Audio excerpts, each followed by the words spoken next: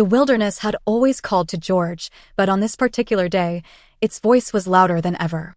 It was late autumn, the season of ceaseless rain, yet he trudged forward into the forest of Gian Island, his backpack slung over his shoulder, his boots sinking slightly into the damp earth. The storm that had swept through days before had left its mark, branches snapped, leaves scattered, and, most notably, a massive tree that had been uprooted by the wind. The moment George laid eyes on it, he knew. This fallen giant would become his home. With practiced hands, he unsheathed his knife and cleared the thick undergrowth around it, preparing the ground for transformation. But before he could truly begin, the sky darkened once more. A heavy downpour forced him to take shelter beneath the thick trunk. Rain drummed against the leaves, the scent of wet earth rising around him. He waited, patient as the forest itself.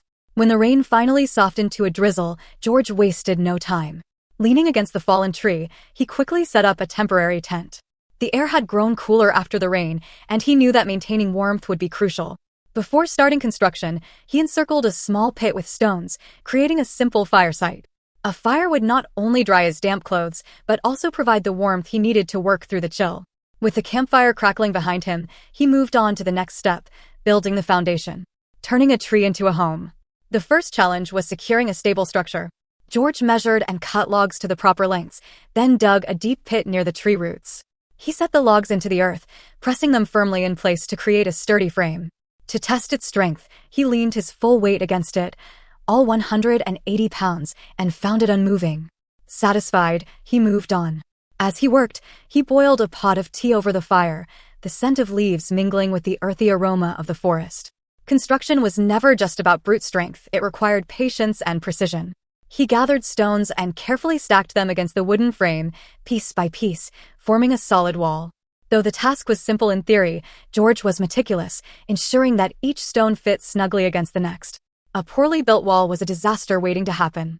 By the time the walls were complete, the tea was ready. He took a long sip, letting the warmth spread through his body. The cool wind found its way through the cracks between the stones, but George had already considered this.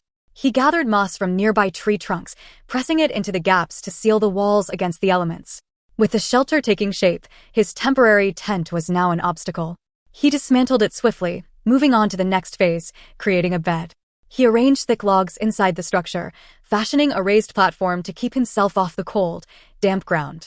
Though the space was tight, it would serve its purpose. Next came the roof. He carefully spaced logs between the fallen tree and the newly built beams, forming a solid framework. For covering, he gathered thick bark and large leaves, layering them tightly to create a natural shield against the rain. It wasn't the most polished structure, but in this rugged wilderness, it was perfect. Again, he used moss to fill any remaining gaps. The heart of the shelter. As a seasoned survivalist, George never ventured into the wild without a folding stove. With a few swift motions, he assembled it, shaking it lightly to extend the chimney. The metal pipe rose through a gap in the roof, venting smoke safely out of the shelter. To save time, he transferred hot embers from the fire pit into the stove, reigniting a steady flame.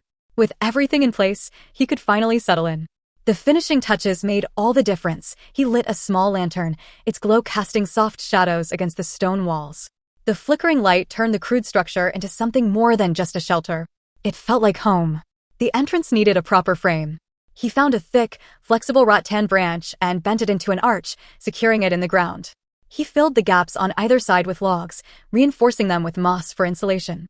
At last, the shelter was complete.